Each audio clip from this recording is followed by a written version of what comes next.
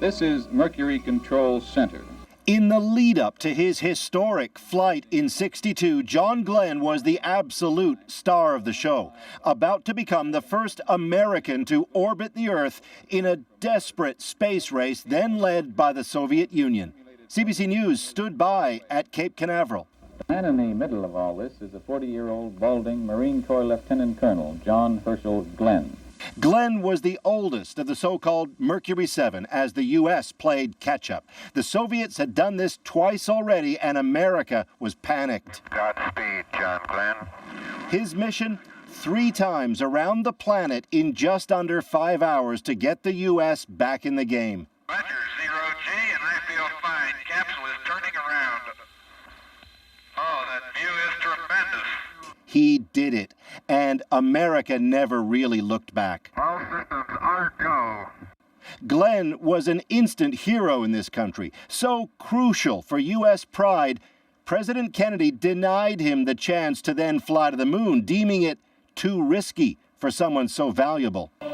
These are the men who had the right stuff. Celebrated in the book and film The Right Stuff, Glenn would call himself a lucky man, and kept a sense of humor for all of it. We used to joke about it in the past when people would say, what do you think about on the launch pad?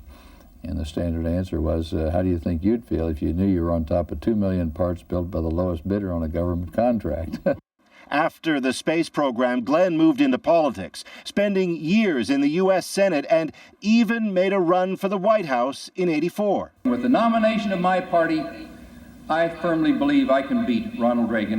But Glenn never lost sight of the stars, and at age 77 reached skyward again, this time in the space shuttle, selling the idea as a way to test weightlessness on the aging.